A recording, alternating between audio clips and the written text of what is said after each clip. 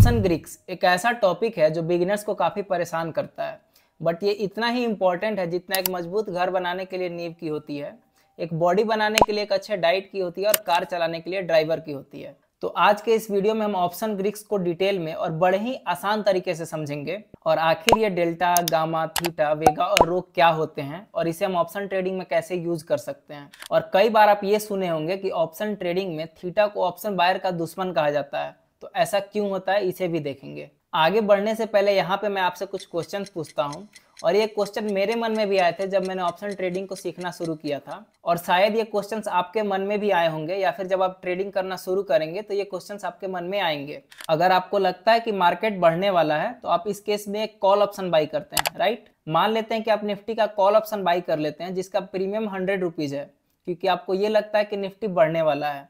तो आप ये बताइए कि निफ्टी अगर 100 पॉइंट ऊपर बढ़ जाता है तो हमारा प्रीमियम 100 रुपये से बढ़ के कितना हो जाएगा। अब मैं आपसे एक और क्वेश्चन पूछता हूँ और इस क्वेश्चन से तो आप भी रिलेट करेंगे। जब भी मार्केट में कोई बड़ा इवेंट होने वाला होता है, जैसे इलेक्शन के रिजल्ट्स अनाउंस होने वाले होते हैं या फिर बजट अनाउंस होता है, तो उस केस में क्या होता है कि कॉल और पुट दोनों ऑप्शंस के प्रीमियम बढ़ जाते हैं। आखिर ऐसा क्यों होता है।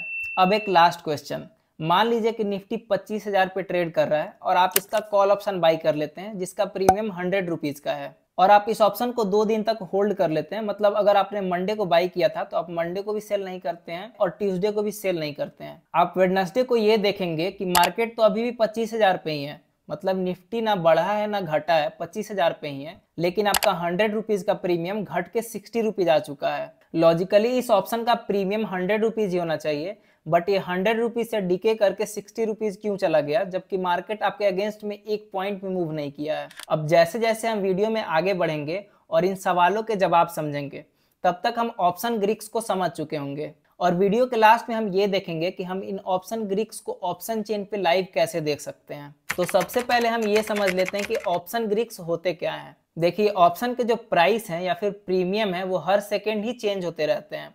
ऑप्शन के प्राइस बढ़ते हैं और घटते हैं, तो वो सारे फैक्टर्स जो ये डिसाइड करते हैं कि ऑप्शन के प्रीमियम में कितना चेंज आएगा, उन्हें ही हम ऑप्शन ग्रीक्स कहते हैं। टोटल 5 ग्रीक्स होते हैं, मतलब 5 ऐसे फैक्टर्स होते हैं जो ऑप्शन के प्रीमियम के चेंज को मेजर करते हैं। वो फैक्टर्स हैं डेल्टा, गामा, थीटा, वेगा और रो। अब ये टर्म सुनने में थोड़े कठिन जरूर लगते हैं, ऐसा लगता है कि मैथ्स की क्लास शुरू होने वाली है, बट आज के इस वीडियो में मैं इन टर्म्स को इतना सिंप्लीफाई करके समझाने वाला हूँ कि आज के बाद इन टर्म्स को आप कभी नहीं भूलेंगे। तो चलिए सबसे पहले हम डेल्टा को समझ लेते हैं। डेल्टा ये कहता है कि अंडरलाइंग एसेट में 1 पॉइंट चेंज आने से ऑप्शन के प्रीमियम में कितना चेंज आएगा। मतलब अगर निफ्टी 1 पॉइंट ऊपर जाता है तो निफ्टी का कॉल ऑप्शन कितना ऊपर जाएगा, निफ्टी का पुट ऑप्शन में कितनी गिरावट आएगी। इस वीडियो को और डिटेल में जानने के लिए हमें ये जानना होगा कि at the money, in the money और out of the money options क्या होते हैं। इस टॉपिक पे ऑलरेडी मैं एक डेडिकेटेड वीडियो बना चुका हूँ, और अगर आपको वो देखना है तो डिस्क्रिप्शन में उसका लिंक है, आप उसके थ्रू देख सकते हैं। बट इस वीडियो में आपको at the money, in the money और आउट ऑफ द मनी, इन कॉन्सेप्ट्स को जितना भी जानना है उतना इन्फॉर्मेशन मैं आपके साथ शेयर कर देता हूँ। अब ये एज्यूम कीजिए कि निफ्टी 25,000 पे है, तो 25,000 का call option eight the money हो जाएगा। इसका मतलब ये है कि मार्केट जहां पे भी है वो लेवल एट द मनी। अब 25,000 के ऊपर वाले सारे कॉल ऑप्शन, जैसे 25,100, 25,200 या फिर इसके ऊपर वाले सारे कॉल ऑप्शन, ये हो जाएंगे आउट ऑफ द मनी, क्योंकि ये मार्केट से अभी दूर है। 25,100 जो है वो 25,000 से अभी 100 पॉइंट दूर है, तो वो आउट ऑफ द मनी। अब 26,000 का कॉल ऑप्शन वो far out of the money हो जाएगा, क्योंकि अभी वो काफी दूर है, 1000 पॉइंट दूर है। और अगर हम इन द मनी ऑप्शंस को समझे तो 25,000 के लेवल के नीचे वाले सारे कॉल ऑप्शन, जैसे 24,900 का कॉल ऑप्शन हो गया, 24,800 का कॉल ऑप्शन हो गया, या फिर 24,000 का कॉल ऑप्शन हो गया, ये सारे इन द मनी हो जाएंगे, क्योंकि मार्केट इन पॉइंट से ऑलरेडी ऊपर जा चुका है। 24,900 से 100 पॉइंट ऑलरेडी ऊपर है और 24,000 से 1000 पॉइंट ऊपर है, तो ये सारे ऑप्शंस इन द मनी हो जाएंगे। और 24,000 का जो ऑप्शन है वो काफी डीप इन द मनी हो जाएगा, क्योंकि मार्केट उससे 1000 पॉइंट ऑलरेडी ऊपर है। आई होप कि आपको at the money, in the money और out of the money options का हाई लेवल आइडिया मिल गया होगा। तो आइए अब हम डिटेल में डेल्टा को समझते हैं, और उसके लिए हम एक एग्जाम्पल का मदद लेते हैं। लेट्स एज्यूम कि निफ्टी का करंट मार्केट प्राइस 25,000 है और आपको ये लगता है कि निफ्टी बढ़ने वाला है, तो आप इस केस में eight the money call option, यानी कि निफ्टी का 25,000 का ही कॉल ऑप्शन बाई कर लेते हैं, जिसका प्रीमियम 100 रुपीज़ है, और आप इसका 100 क्वांटिटी बाई कर लेते हैं। निफ्टी का लॉट साइज आज 25 है, तो आप 4 लॉट बाई कर लेते हैं। तो आपका टोटल इन्वेस्टमेंट जो हो जाता है वो हो जाता है 100 × 100, 100 तो प्राइस है प्रीमियम का और आपका क्वांटिटी भी 100 है, तो टोटल 10,000 का इन्वेस्टमेंट हो जाता है। अब निफ्टी 25,000 से बढ़ के 25,100 चला जाता है और आपने कॉल ऑप्शन बाई किया तो आपको प्रॉफिट होना चाहिए। बट सवाल ये है कि प्रॉफिट होगा कितना। देखिए, जो एट द मनी ऑप्शंस होते हैं उनका डेल्टा 0.5 के करीब होता है। जनरली ये 0.45 से लेकर 0.55 के बीच में वेरी करता है और वीडियो में आगे हम इसे ऑप्शन चेन पे वेरीफाई भी करने वाले हैं। बट अभी के लिए हम ये मान लेते हैं कि इसका वैल्यू 0.5 है। अब जैसे कि वीडियो में कुछ देर पहले मैंने आपको ये बताया था कि निफ्टी के 1 पॉइंट बढ़ने से उसके कॉल ऑप्शन में कितना चेंज आएगा, ये डेल्टा बताता है। तो यहाँ पे डेल्टा का वैल्यू 0.5 है और निफ्टी में टोटल 100 पॉइंट का चेंज आया है। तो यहाँ पे जो नए प्रीमियम में चेंज आएगा वो आएगा 100 इंटू 0.5, यानी कि change in Nifty multiplied by delta, तो ये हो जाएगा 50। तो हमारा जो नया प्रीमियम होगा वो 100 से बढ़ के 150 रुपये चला जाएगा। अब यहाँ पे हमारा इन्वेस्टमेंट 10,000 रुपये का था जब प्रीमियम 100 रुपये का था। अब प्रीमियम 100 रुपये से बढ़ के 150 रुपये जा चुका है, तो हमारा इन्वेस्टेड वैल्यू जो है वो 15,000 का हो जाएगा, जिसमें 5,000 हमारा प्रॉफिट होगा। सिमिलरली अगर निफ्टी 100 पॉइंट गिर जाता है तो जो हमारा नया प्रीमियम होगा वो होगा current premium minus change in points in Nifty multiplied by delta. हमने इसके प्रीवियस वाले केस में ऐड किया था, यहाँ पे हम सब्सट्रैक्ट कर देंगे, तो 100 माइनस 50 जो कि 50 आ जाएगा। तो यहाँ पे जो हमारा इन्वेस्टेड वैल्यू है वो 10,000 से घट के 5,000 आ जाएगा और नेट लॉस हमारा 5,000 रुपये के बराबर ही हो जाएगा। डेल्टा का वैल्यू 0 से 1 के बीच में हो सकता है। एट द मनी के लिए तो 0.5 होता है, ये हमने देख लिया है। अब हम एट द मनी से जैसे जैसे आउट ऑफ द मनी की तरफ जाएंगे, 25,000 से 25,100, 200, तो डेल्टा का जो वैल्यू है वो घटता जाएगा। और far out of the money options के लिए, जैसे अगर 26,000 का हम कॉल देखते हैं तो उसके लिए बिल्कुल 0 के करीब चला जाएगा। और जैसे जैसे हम एट द मनी से इन द मनी की तरफ आएंगे, यानी कि 24,900 का कॉल ऑप्शन हो गया, 24,800 का कॉल ऑप्शन हो गया, तो यहाँ पे डेल्टा का वैल्यू बढ़ता जाएगा। और deep in the money options के लिए, यानी कि 24,000 का कॉल ऑप्शन हो गया, तो उन ऑप्शंस के लिए इसका वैल्यू 1 के काफी करीब हो जाएगा। अब मैंने यहाँ पे ये बता दिया कि डेल्टा की values at the money, in the money और आउट ऑफ द मनी इन ऑप्शंस के लिए कितनी होती है। बट हमें ये जानना भी जरूरी है कि इसके पीछे लॉजिक क्या होता है, क्योंकि जब तक हमें लॉजिक पता नहीं होता है ये चीजें हमारे दिमाग से काफी जल्दी उड़ जाती है। अब ऐसा इसीलिए होता है क्योंकि इन द मनी ऑप्शन के डायरेक्शन में मार्केट ऑलरेडी मूव कर चुका होता है। तो अगर हम 24,900 के कॉल ऑप्शन की बात करते हैं तो मार्केट इस स्ट्राइक प्राइस से ऑलरेडी 100 पॉइंट ऊपर है, मतलब 100 पॉइंट डायरेक्शन में मूव कर चुका है। तो इसीलिए मार्केट के 1 पॉइंट के मूवमेंट से इन द मनी ऑप्शन ज्यादा रिएक्ट करते हैं और ज्यादा बढ़ते हैं। और वहीं हम out of the money options की बात करें तो वो मार्केट से दूर होते हैं। जो 25,100 का कॉल ऑप्शन है वो मार्केट से भी 100 पॉइंट दूर है, क्योंकि मार्केट अभी 25,000 पे है। और क्योंकि वो मार्केट से दूर होते हैं इसीलिए मार्केट के 1 पॉइंट के मूवमेंट से वो कम रिएक्ट करते हैं और कम बढ़ते हैं। तो पुट ऑप्शन के केस में जो कॉन्सेप्ट है वो सेम ही रहता है, बट क्योंकि पुट ऑप्शन मार्केट के बढ़ने पे गिरता है और गिरने पे बढ़ता है, इसीलिए जो पुट ऑप्शन का डेल्टा है वो 0 से लेके -1 के बीच में होता है, वहीं कॉल ऑप्शन का 0 से 1 के बीच में होता है। यहाँ पे हमने डेल्टा के कॉन्सेप्ट को समझ लिया है। अब आइए हम अपने अगले ऑप्शन ग्रीक गामा को समझ लेते हैं। जैसे जैसे मार्केट मूव होता है एट द मनी ऑप्शन भी चेंज होता है। अब अगर मार्केट 25,000 पे है तो 25,000 का call option eight the money हो जाएगा और उसका डेल्टा 0.5 हो जाएगा। यहाँ पे 25,200 का जो कॉल ऑप्शन है वो आउट ऑफ द मनी है और उसका डेल्टा 0.5 से कम होगा, ये तो हमने अभी अभी देखा है। तो मान लेते हैं कि उसका डेल्टा 0.5 से कम यानी कि 0.3 है। अब निफ्टी 25,000 से बढ़ के 25,200 चला जाता है, तो अब क्या होगा कि 25,200 का call option eight the money हो जाएगा, जो कि पहले आउट ऑफ द मनी था, और उसका जो डेल्टा है वो 0.3 से बढ़ के 0.5 हो जाएगा, क्योंकि जो एट द मनी ऑप्शन होता है उसका डेल्टा तो 0.5 होता है, ये तो हमने अभी देखा ही है। तो इससे हमें ये पता चलता है कि जो डेल्टा का वैल्यू है वो एक कांस्टेंट नहीं है, बल्कि टाइम के साथ चेंज हो रहा है। और rate of change of delta को ही गामा कहते हैं। मैं इसे रिपीट कर देता हूं कि rate of change of delta is called gamma. तो अगर निफ्टी के eight the money call option का गामा 0.001 है, अब मैं ये वैल्यू 0.001 ही क्यों बता रहा हूँ, इसका रीजन ये है कि जो इसका रियल वैल्यू होता है वो 0.001 के काफी करीबी होता है, तो इसीलिए मैं इसी वैल्यू को ले रहा हूँ यहाँ पे। तो अगर यहाँ से निफ्टी 100 पॉइंट ऊपर चला जाता है तो जो हमारे डेल्टा में चेंज आएगा वो होगा 100, क्योंकि निफ्टी 100 पॉइंट बढ़ा है तो इसीलिए 100 मल्टीप्लाइड बाई गामा। तो गामा का जो वैल्यू है वो है 0.001, तो इसको अगर हम मल्टीप्लाई करेंगे तो ये आ जाएगा 0.1। तो हमारा जो नया डेल्टा हो जाएगा वो हो जाएगा 0.5 प्लस 0.1, तो जो हमारा नया डेल्टा होगा वो 0.6 हो जाएगा। और अगर निफ्टी 100 पॉइंट गिर जाता है तो ये जो डेल्टा है 0.1 ये माइनस हो जाएगा, तो हमारा नया डेल्टा 0.5 माइनस 0.1 यानी कि 0.4 हो जाएगा। यहाँ पे थोड़ा ज़्यादा मैथ हो गया है, बट इससे सिंपल वे में इसे एक्सप्लेन करना पॉसिबल नहीं था, और आपको इन सारे वैल्यूज़ को कैलकुलेट करने की ज़रूरत नहीं है, तो आपको इतना कैलकुलेशन खुद से नहीं करना है। बट ऑप्शन चेन पे ऑलरेडी ये सारे वैल्यूज़ कैलकुलेटेड होते हैं, और जो हमारा डेल्टा होता है वो अलग अलग स्ट्राइक प्राइस के लिए दिया हुआ होता है, तो ये कैलकुलेशन करने की ज़रूरत नहीं है, बट इन्फॉर्मेशन रिक्वायर्ड है और आपको ये पता होना चाहिए, तो इसीलिए मैंने आपके साथ ये शेयर किया है। और बाकी सारे ग्रीक्स को कवर करने के बाद मैं आपको ये बताऊंगा कि ऑप्शन चेन पे इन सारी वैल्यूज को देखते कैसे हैं। अब हम अपने अगले ऑप्शन ग्रीक थीटा को समझ लेते हैं। आपने एक कहावत तो जरूर सुनी होगी कि टाइम इज मनी, और ऑप्शन के इस दुनिया में ये बिल्कुल परफेक्ट बैठता है। ऑप्शन के प्राइस दो चीजों से मिलकर बने होते हैं, एक होता है इंट्रिंसिक वैल्यू और दूसरा होता है टाइम वैल्यू। अब थीटा को समझने के लिए इन दोनों टॉपिक को समझना काफी इंपॉर्टेंट है, तो आइए पहले इसे समझ लेते हैं, फिर हम थीटा पे वापस आएंगे। इंट्रिंसिक वैल्यू का मतलब होता है कि अपने अंदर का वैल्यू। तो अगर इसको मार्केट के पर्सपेक्टिव से समझे, तो अगर मार्केट 25,000 पे है, तो जो 24,900 का कॉल ऑप्शन है उसके डायरेक्शन में मार्केट ऑलरेडी 100 पॉइंट मूव कर चुका है, तो यहाँ पे जो इंट्रिंसिक वैल्यू होगा वो हो जाएगा 100 पॉइंट्स।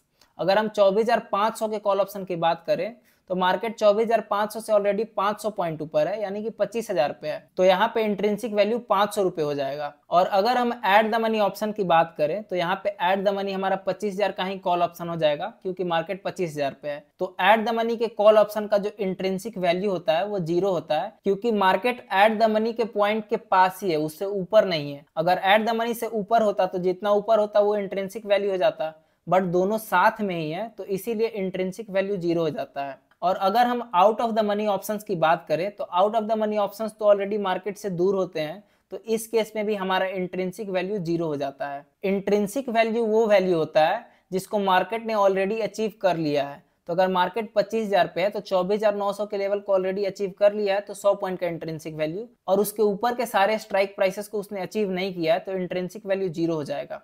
अब दूसरा जो वैल्यू होता है उसे हम टाइम वैल्यू कहते हैं, और टाइम वैल्यू को हम उम्मीद का पैसा भी कहते हैं। और अगर एक्सपायरी में 4 दिन बचे हुए हैं, तो हमें ये उम्मीद रहता है कि मार्केट यहाँ से और ऊपर जा सकता है, और इसी उम्मीद के कारण हम ऑप्शन को बाय करते टाइम इंट्रिंसिक वैल्यू के साथ साथ ये उम्मीद का पैसा भी देते हैं, जिसे हम टाइम वैल्यू कहते हैं। तो अगर मार्केट 25,000 पे है और 24,900 के कॉल ऑप्शन का प्राइस 150 रुपीज है, तो इस केस में हमारा इंट्रिंसिक वैल्यू तो 100 रुपीज है, जो कि 25,000 माइनस 24,900 हो जाता है। बाकी का जो 50 रुपीज है वो हम एज ए टाइम वैल्यू देते हैं, तो ऑप्शन का जो टाइम वैल्यू है वो 50 रुपीज हो जाता है। आई होप कि यहाँ पे आपको इंट्रिंसिक वैल्यू और टाइम वैल्यू का कॉन्सेप्ट समझ में आ गया होगा। अब थीटा को समझना हमारे लिए काफी आसान हो चुका है, तो आइए इसे समझ लेते हैं। अब मान लीजिए कि आज मंडे है और मैंने निफ्टी के कॉल ऑप्शन को बाय कर लिया है।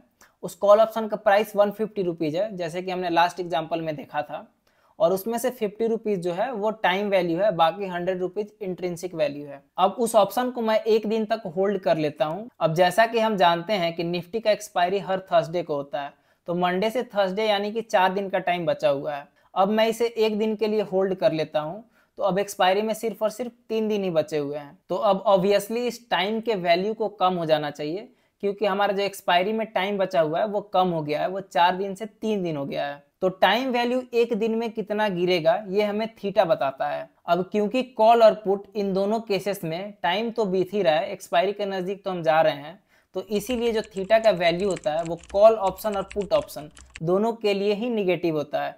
तो इसका मतलब टाइम के साथ साथ कॉल ऑप्शन का प्राइस भी घटते जाता है और पुट ऑप्शन का प्राइस भी घटते जाता है, अगर अंडरलाइंग एसेट में कोई चेंज नहीं आता है तो। और इसी के कारण थीटा को ऑप्शन बायर्स का दुश्मन भी कहा जाता है। अब यहाँ पे हम एक इंपॉर्टेंट पॉइंट को डिस्कस कर लेते हैं। अगर एक्सपायरी में 4 दिन बचा है और एक दिन बीत जाता है, तो ऑप्शन में थीटा के कारण जो डीके आएगा वो थोड़ा कम होगा, क्योंकि 3 दिन अभी और बाकी है एक्सपायरी में।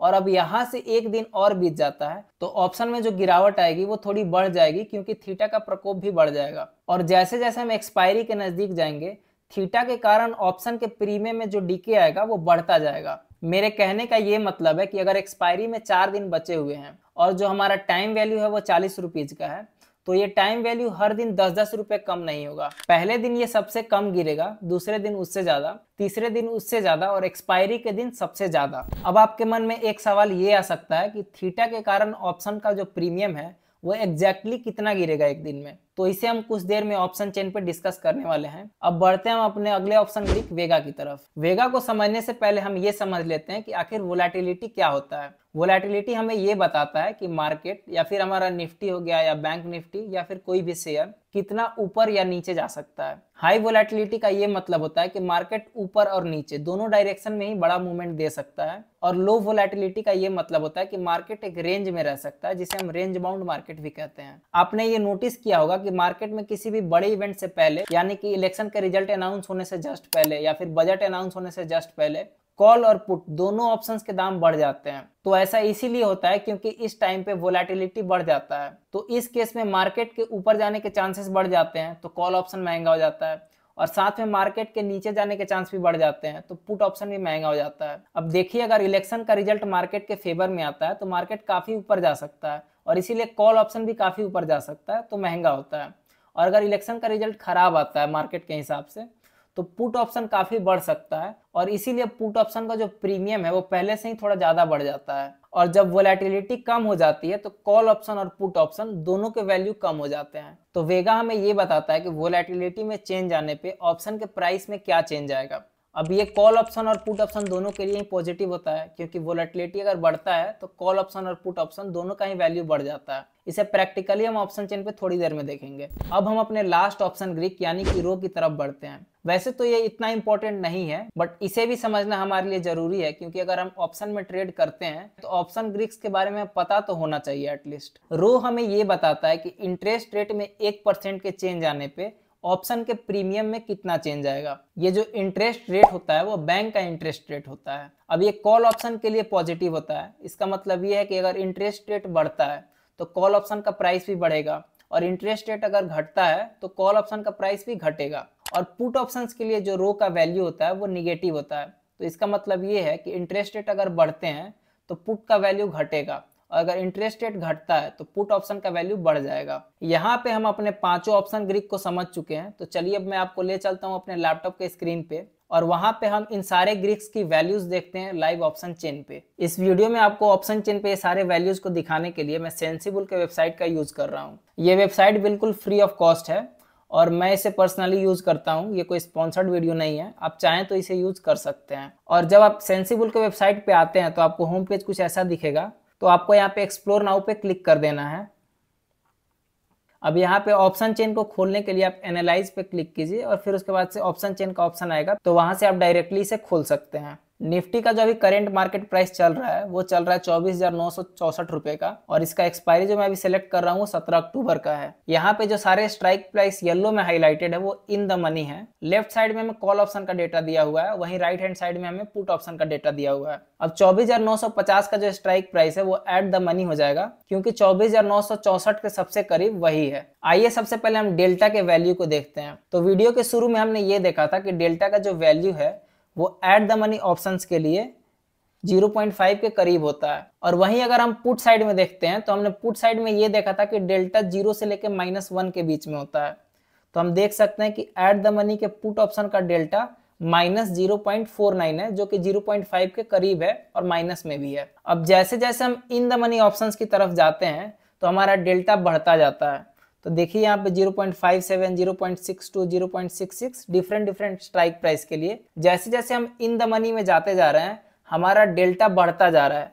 और deep in the money options के लिए अगर हम 24,250 का देखते हैं तो इसका जो डेल्टा है 0.93 का है, जो कि 1 के काफी करीब है। अब अगर हम out of the money options को देखते हैं तो out of the money options के लिए हमने ये देखा था कि डेल्टा 0.5 से घटता है और deep out of the money के लिए 0 के करीब हो जाता है। तो आइए उसे भी हम वेरीफाई करते हैं। यहाँ पे हम देख सकते हैं कि 25,000 का जो कॉल ऑप्शन है वो आउट ऑफ द मनी है और उसका डेल्टा 0.46 है, जो कि 0.5 से कम है। अब जैसे कि हम देख सकते हैं कि हम जैसे जैसे out of the money options की तरफ जाते हैं हमारा डेल्टा 0.5 से घट रहा है और far out of the money options के लिए 0 के करीब जा रहा है।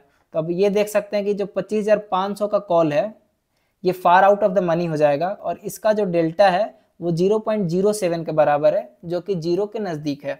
अब पुट ऑप्शंस में भी ये सेम बिहेवियर हम लोग को देखने के लिए मिल जाएगा। जो 24,950 एट द मनी है उसका जो डेल्टा होगा 0.5 के करीब होगा निगेटिव में। जैसे जैसे हम out of the money options की तरफ जाएंगे तो हमारा डेल्टा घटता जाएगा और देखिए यहाँ पे 24,500 का जो पुट ऑप्शन है उसका डेल्टा -0.14 है, ठीक है। और अगर हम आउट ऑफ द मनी जाएंगे तो ये और कम हो जाएगा, और जैसे जैसे हम इन द मनी जाएंगे तो हमारा जो डेल्टा है वो 1 के करीब हो जाएगा। तो यहाँ पे 25,400 का जो पुट ऑप्शन है उसका डेल्टा 0.89 है, जो कि 1 के काफी करीब है। अब हम अपने अगले ऑप्शन ग्रीक यानी कि गामा को देख लेते हैं। तो जो हमारा एट द मनी का कॉल है उसका गामा यहाँ पे 0.0011 है, और हमने एक एग्जाम्पल लिया था उसमें हमने 0.001 लिया था।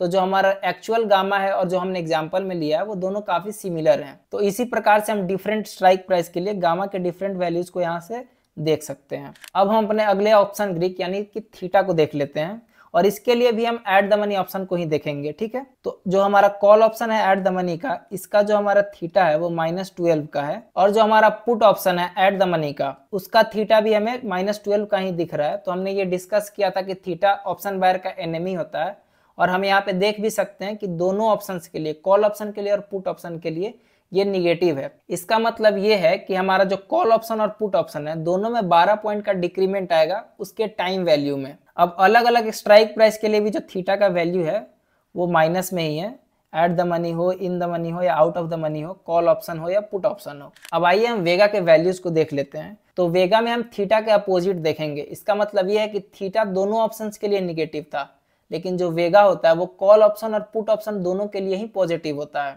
तो वेगा ये बताता है हमें कि वोलेटिलिटी के बढ़ने पे जो हमारा ऑप्शन का प्राइस है वो कितना बढ़ता है। तो यहाँ पे हम ये देख सकते हैं कि जो हमारा एट द मनी का ऑप्शन है उसका वेगा 13 है। इसका मतलब ये है कि एट द मनी ऑप्शन का जो इम्प्लाइड वोलेटिलिटी होता है, इसे हम IV भी कहते हैं, वो अगर 1 पॉइंट बढ़ता है तो हमारे ऑप्शन में कितना चेंज आएगा। तो हमारा जो ऑप्शन में चेंज आएगा ड्यू टू वेगा वो 13 पॉइंट्स का आएगा, जो कि हम यहाँ से देख सकते हैं।